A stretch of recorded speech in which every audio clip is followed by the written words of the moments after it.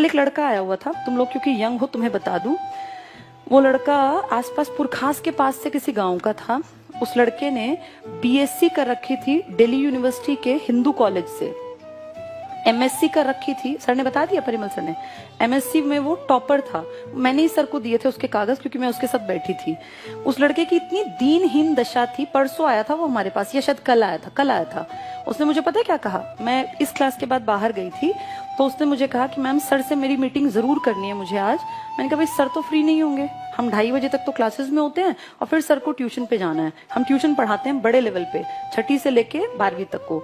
तो कहता है कि मैम चाहे शाम तक मुझे बैठा लो, मुझे 2 मिनट की सर से मीटिंग करनी है। अगर मैं आज चला गया ना तो कल मुझे दुकान खोलनी पड़ेगी चाय की। मतलब मुझे उस पर तरस आया उस लड़के पे कि कितना हाईली एजुकेटेड, एमएससी में जो फर्स्ट रैंक होल्डर था, जिसने बीएससी इतने बढ़िया कॉलेज से कर रखे जहां एडमिशन नहीं मिलता लोगों को, लाइन में लगे होते हैं इतने अच्छे अच्छे बच्चे, और ये सब करके फाइनली उसके हाथ में क्या 3 बेटियां थी उसकी। कह रहा था 21 साल में शादी हो गई और 27 साल का अब है, 3 बेटियां। सोचो कितनी जिम्मेदारी, उम्र कितनी, 27 साल। और अब फाइनल स्टेज क्या थी कि अगर कल मेरी मीटिंग नहीं हुई, मुझे जॉब नहीं मिली, तो कल मैं दुकान पे बैठ जाऊंगा चाय की पे। आप ये देखो कितनी दयनीय दशा है किसी इंसान की पढ़े लिखे की। मतलब मुझे तरस आया कि इतना पढ़ लिख के उसको चाय बनानी पड़ेगी, फिर क्या फायदा हुआ इतनी पढ़ाई लिखाई का। दिक्कत क्या थी, वो अपने घर में इकलौता पढ़ा लिखा था। वो मूवी है ना 3 इडियट्स, देखी हो तो, वो एक पोस्टमैन का वो लड़का था, उसका एक डायलॉग था बड़ा अच्छा, जो जिंदगी में सच में समझने की चीज है कि जो गरीब परिवार में एक आधा पढ़ जाता है ना, तो माँ को लगता है ये हमारी सारी गरीबी मिटा देगा।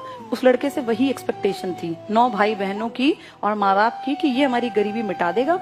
उस पर धड़ल्ले से पैसा लगाया, पानी की तरह पैसा जाता। तुम अगर पढ़े लिखे हो तुम्हें पता होगा, बीएससी एमएससी ऐसी ही नहीं होती, रोज आवाजाही में बहुत रुपए खर्च होते हैं, कहीं रहोगे पढ़ोगे तो पैसा लगता है, फ्री में कुछ नहीं होता। और फाइनली क्या है, आज वो बेरोजगार, 3 बेटियों की जिम्मेदारी उसके ऊपर है। और उसने ये कहा मुझे लिटरली कि मैम 20,000 तक की नौकरी अगर मुझे मिल जाए तो मेरे बच्चों की रोटी चल जाएगी। मतलब दया का भाव आया, ये नहीं कि बहुत काबिल है, ये कि इस बेचारे की हालत क्या है। उसको मैंने कहा तुम्हारी जिंदगी की सबसे बड़ी गलती पता है क्या है, तो उसने कहा कि नहीं पता। नहीं, उसने मुझे कहा कि हाँ शादी। मैंने कहा नहीं, शादी तो कोई गलती नहीं होती, तुम्हारी सबसे बड़ी गलती ये है कि तुम्हारे पैरों के नीचे जमीन नहीं थी और तुमने बहुत ऊंची उड़ान भरने की कोशिश की। ऊंचे सपने देखना कभी गलत नहीं होता, पर हम आम लोग जो है ना, आम लोग, उनके पैरों के नीचे अगर धरातल है ना तो ही वो ऊंची उड़ान ले सकते हैं। अब तुम्हें अगर जंप लगानी है तो तुम नीचे धरती पे प्रेशर लगा के अपनी बॉडी को आगे की तरफ फेंकते हो। उसके पास धरातल नहीं था, उड़ान ऊंची भरने की कोशिश, तो औंधे मुंह तो गिरना ही गिरना था। किसी भी इंसान को सबसे पहली चीज देखनी चाहिए मेरी असली स्टेज क्या है। अगर वैसे थोड़ी कड़वी जबान में कहूं तो अपनी फाइनेंशियल औकात देख के आदमी को स्टेप लेना चाहिए, और उसमें मैं भी शामिल हूं। मैं तुम्हें नहीं कह रही हूँ। मेरे फादर इकलौते अर्निंग हैंड थे, हम 4 बहनें थी। ये हमें बचपन से दिखता था कि हमें पढ़ लिख के काबिल बनना पड़ेगा, हमारे पास कोई दूसरा जुगाड़ नहीं है। हमारा ये नहीं है कि पिताजी पैसा लगा देंगे और हम कहीं चले जाएं कि हम कामयाब हो जाए, नहीं, पढ़ना पड़ेगा। अपनी असलियत पहचानी 12th क्लास में। मेरे उस टाइम पर 82% मार्क्स थे, तब बहुत बड़ी बात होती थी। 82% में लोग पता नहीं कहाँ हवा में उड़ते थे। तब मैंने ये बिल्कुल नहीं सोचा कि मैं डीयू ज्वाइन करूं या मैं डीयू जाऊं, मैं दिल्ली से ही थी। तब मैंने सोचा कि मैं कैसे क्या करूं कि मैं 2 साल में इंडिपेंडेंट बन जाऊं।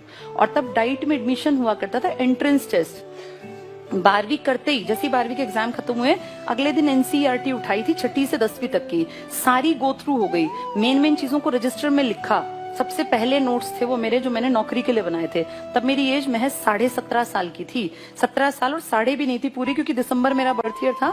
17 साल 4 महीने मेरी उम्र थी जब मैंने पहली बार नोट्स बनाए अपनी नौकरी के लिए। और उसके बाद फिर मैंने कभी पीछे मुड़ के नहीं देखा। फिर डाइट किया, डाइट करते करते समझ में आ गया कि नौकरी पहली प्रायोरिटी है। तुरंत से तैयारी की, नौकरी मिल गई। नौकरी के बाद मुझे ये था कि मुझे बहुत आगे बढ़ना है, क्योंकि अपने ऊपर क्षमता पे अपने पे होता है, मैं कुछ कर सकती हूँ। उसके बाद नौकरी करते करते मैंने बीएड का एंट्रेंस दिया इग्नू का 2007 में। ऑल ओवर इंडिया मेरा फर्स्ट रैंक आया। मुझे भी नहीं पता था कि फर्स्ट आएगा, और मुझे ये था कि पास हो जाएगा, पर मैं मेंटली फ्री थी क्योंकि मेरी कमाई आती थी। 2007 तक तो मेरी कमाई बहुत बढ़िया हो गई थी। तब तक पे कमीशन आ गया था 2006 का, उसमें मेरा फर्स्ट रैंक आया, ऑल टाइम हाईएस्ट। तब तक वही था, मुझे आज का नहीं पता। 2007 तक इग्नू में 100 में से 84 नंबर का रिकॉर्ड था जो मेरे थे। उसके बाद अब 10-12 साल बीत गए, हो सकता है वो किसी ने ब्रेक भी कर दिया हो। उस टाइम पे मेरी बेटी 7 दिन की थी जब मैं उसको लेके इग्नू गई थी। इग्नू में हेडक्वार्टर में। और जब बच्चा बहुत छोटा होता है, इन्हीं दिनों उसका बर्थ था 7 नवंबर का, 14 नवंबर की मेरे ख्याल मेरी पता नहीं 12 की मेरी रिपोर्टिंग वगैरह थी, वहाँ कागजात चेक होते हैं। तो मैं अपना शॉल वॉल पूरा ढक के जैसे जाते हैं बच्चा होने के बाद, जैसे तुमने माँ को देखा भी होगा, तो वहां सबका एटीट्यूड पता है क्या था कि ये ऐसी कोई महिला आ गई है। वहां सब लोग बैठे हुए थे हॉल में। जब वहां बुलाया गया तो कहा गया फर्स्ट नंबर पे बबीता त्यागी। जब मैं उठ के गई तो सबकी आंखों में ये होता ना कि अजूबा की इसका फर्स्ट रैंक है, क्योंकि वो मुझसे, मेरा जो भेष था उस टाइम वो ऐसा नहीं था ना कि मैं फर्स्ट रैंक होल्डर हूँ। अब मैं ऑलरेडी जॉब में हूँ, ये उनको थोड़ी पता था। तो मैम ने मुझे पता है क्या कहा, वो काफी बड़ी अधिकारी थी, उन्होंने कहा I am proud of you. मैंने बताया कि मेरी बेटी है मेरे पास, तो उन्होंने कहा I am proud of you. मतलब वो घटनाएं जो है ना लाइफ में, वो आपको मोटिवेट करती हैं कि आप और आगे बढ़ें। 2003 से मैं नौकरी में थी। 2015 में जब आईसीएस बहुत बढ़ गया, तब फाइनली मैंने डिसीजन लिया कि अब मैं और अच्छा कर सकती हूँ नौकरी से बहुत बेहतर। तब मैंने अपनी जॉब से रिजाइन किया। 31 अक्टूबर 2015 को मैंने अपना रेजिग्नेशन लेटर लिखा, और अनएक्सपेक्टेड था वो मेरे लिए भी, क्योंकि मुझे ये था नहीं, कोई प्लान्ड नहीं था नौकरी छोड़ना, कि भाई प्लान करके नौकरी छोड़ी गई। और नवंबर में मैंने 1 नवंबर को मेरा रेजिग्नेशन लेटर दे दिया था, 31 को शाम को ही दे आए थे हम। तो आप ये मानो कि जिंदगी जो है ना, उसको आगे अगर बढ़ाना है तो पैर जमीन पे रखने पड़ेंगे। अगर मैं 2003 में सोचती कि नहीं मैं सीधे आईसीएस नाम की संस्था खोल दूंगी और मेरी संस्था बहुत चलेगी, तो मैं कहीं औंधे मुंह गिरी होती। मेरे जैसे कितने ही लोग हैं जो ये सोचते हैं। सपने देखना बहुत अच्छी बात है, लेकिन सपने देखने के साथ अपना एक बैकग्राउंड जो है ना हमारा फाइनेंशियल, हम कितने हैं, कहाँ स्टैंड करते हैं, ये पता होना बहुत जरूरी है। आज मैं कुछ भी चाहूं मैं कर सकती हूँ, लेकिन आज से 20 साल पहले तो मैं ऐसी नहीं थी ना। तब तो मेरे पास भी जितना तुम्हारे पास है उतना ही था। हम भी 2 ही कमरों के घर में रहते थे।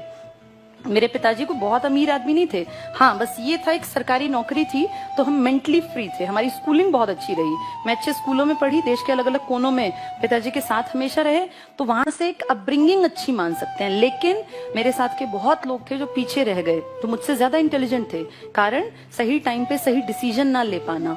तो तुम जितने लोग बैठे हो ना, जिंदगी के जिस पड़ाव में तुम अब हो, मैं तुमसे 15 साल पहले 20 साल पहले इस पड़ाव में थी। इसीलिए बता रही हूँ, लाइफ मौके देती है, बस आपको समझ होनी चाहिए।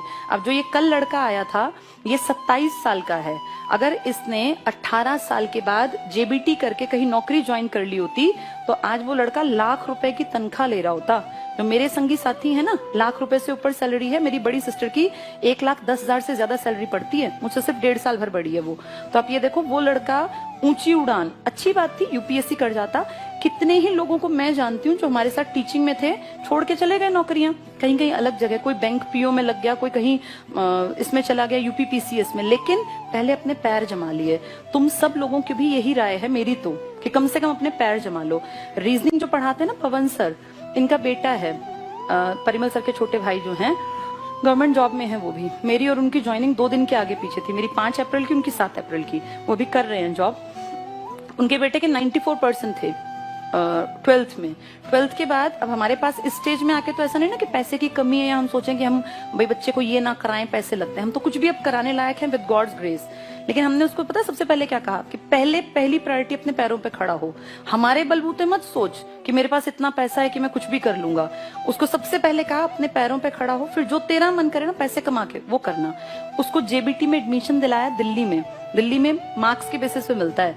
उसका डाइट में हो गया दरियागंज में गवर्नमेंट में। मेरे ख्याल 1,000 रुपए फीस मुश्किल से गई होगी, 1,000-1,500, इससे ज्यादा की फीस नहीं है। मेरे टाइम 405 रुपए लगे थे, अब दुगनी हो गई होगी। आप ये देखो, वो लड़का चाहता तो हम कुछ भी करा देते, कोई भी महंगा कोर्स कहीं विदेश भेज देते, कोई बड़ी बात नहीं थी हमारे लिए। लेकिन सबसे पहली प्रायोरिटी क्या है, पैरों पे खड़ा हो जा। उसके बाद तेरा मन करे मुझे यूपीएससी करना है, मुझे पढ़ाना है, मुझे शेफ बनना है, कहता है मुझे इसमें इंटरेस्ट है होटल मैनेजमेंट में, तो कर लेना, पर पहले पैरों पे खड़ा हो जा। जिस दिन कमाई आ जाएगी ना, छोड़ के कमाई को, ये प्रूव करके कि मैं कुछ हूँ, मेरी कोई काबिलियत है, फिर करते रहना होटल मैनेजमेंट। तो ये देखो, जो समझदार है ना, वो सबसे पहले अपनी जमीन पकड़ता है। जमीन से उछाल ली जाती है, हवा में नहीं उछला जाता। जो हवा में उछलते हैं फिर उनकी, वो कल वाले लड़के का एग्जाम्पल है, वैसी दुर्गत होती है। और मैंने बहुत करीब से ऐसे लोग देखे हैं जो बहुत काबिल थे, लेकिन वो कुछ नहीं कर पाए। घर और ये गाड़ी तो बहुत दूर की बात है, उस लड़के को रोटी खिलाने के मांदे पड़े हुए हैं। अपनी 3 बेटियों को कहाँ पढ़ाएगा? आज के टाइम में कितनी महंगाई है, सबको पता है ना।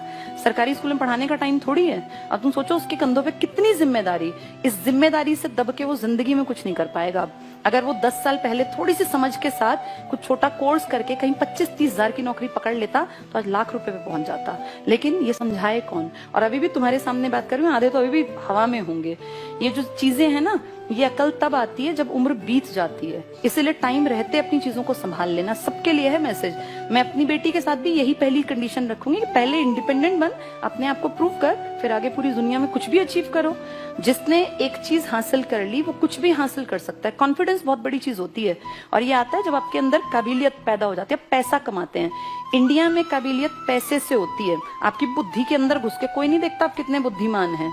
आपकी काबिलियत आपका पैसा है, आपने कितना कुछ अचीव किया इससे पता चलता है। तो इसलिए खूब पढ़ा करो। अब 1-2 साल में तुम लग गए और रह गए तो रह गए, फिर बैठे रहोगे